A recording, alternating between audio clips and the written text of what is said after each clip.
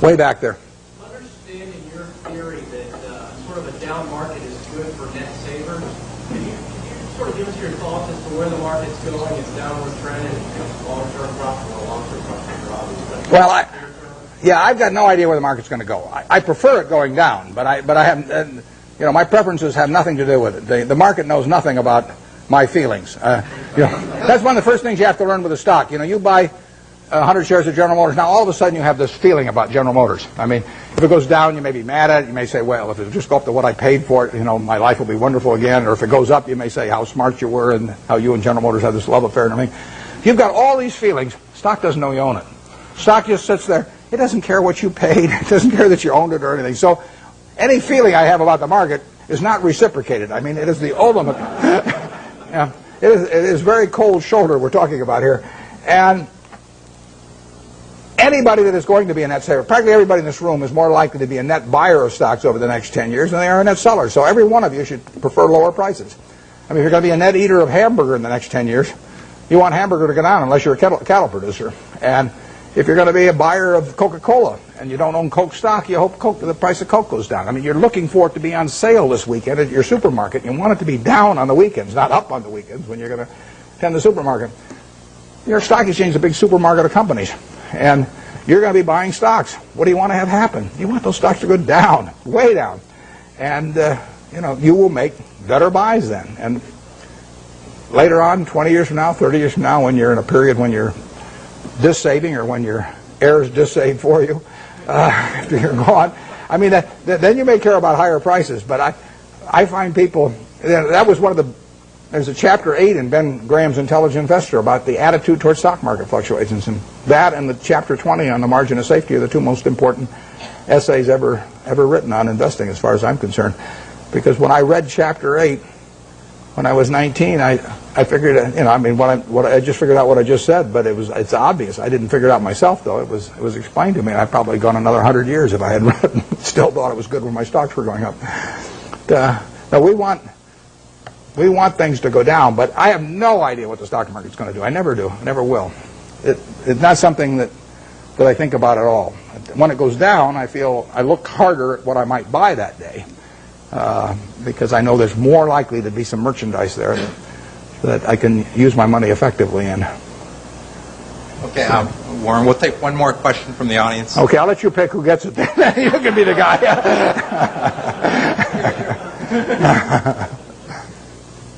What's the question? Okay, right back there. If you dividend gain, study your life again, then what would you like to do to have a happier life? Yeah, I would say, and this is going to sound disgusting. The question is, what would I do if I were going to live over again and have a happier life? The only thing I might do is select a gene pool where people live to be 120 or something that I came from. But I've been extraordinarily lucky. I mean, I use this example. I'll take a minute or two because I think it's worth thinking about a little bit. Let's just assume that it was 24 hours before you were born, and a genie came to you, and he said, Herb, you look very promising, and I've got a big problem. I've got to design the world in which you're going to live. And he said, I've decided the hell with it. It's too tough. You design it. So you've got 24 hours. You figure out what the social rules should be, the economic rules, the governmental rules, and you're going to live under those, and your kids are going to live under them, and their kids are going to live under. And you say, I can design anything? And Genie says, yeah, you can do it.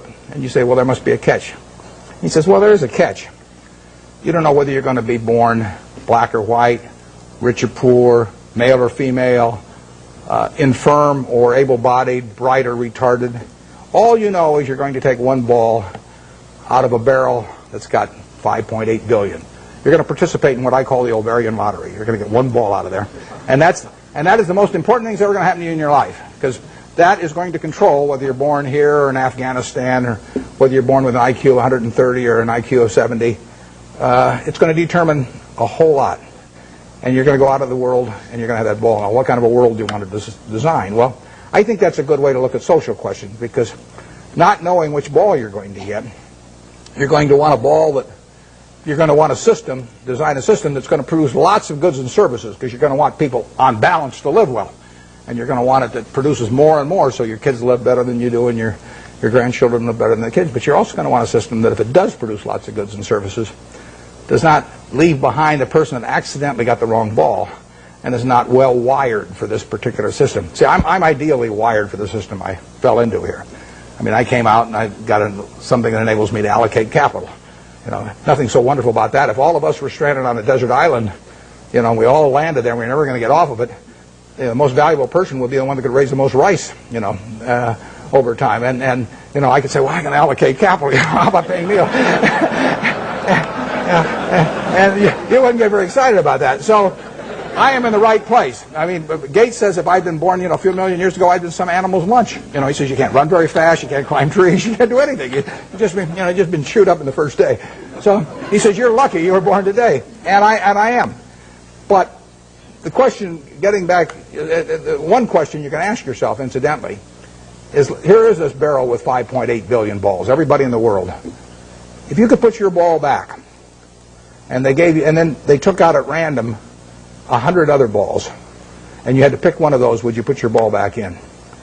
Now, those 100 balls that you're going to get out, roughly 5 of them will be American. So there's 95 versus 5. So you're only going to have 5 balls. If you want to be in this country, you're only going to have 5 balls now left. Half of them are going to be women, half of them are going to be men. I'll let you all decide how you vote on that one. Half of them are going to be below average intelligence, half are going to be above. I mean, do you want to put your ball back? Most of you, I think, will not want to put that ball back to get 100.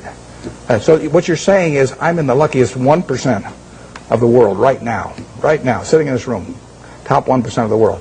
Well, that's the way I feel. I mean, I've been lucky to be born where I was, because it was 50-1 against me in the United States when I was born. Lucky with parents, lucky with all kinds of things, and then lucky to be wired in a way that in a market economy pays off like crazy for me. Doesn't pay off for somebody who's absolutely as good a citizen as I am, leading Boy Scout troops, teaching Sunday school, whatever, raising fine families, but it just doesn't happen to be wired in the same way I am. So I've been extremely lucky, so I would like to be lucky again. And if I'm lucky, then the way to do it is to play out that game and do something you enjoy, all your life, and be associated with people you like. I only work with people I like. I don't. If I could make $100 million by buying a business with some guy that caused my stomach to churn, I'd say no, because I say that's just like marrying for money, which probably isn't a very good idea under any circumstances. But if you're already rich, it's crazy, right? So I am not going to marry for money. So I would really do almost exactly what I've done, except I don't think I'd have bought the U.S. Air. Thanks.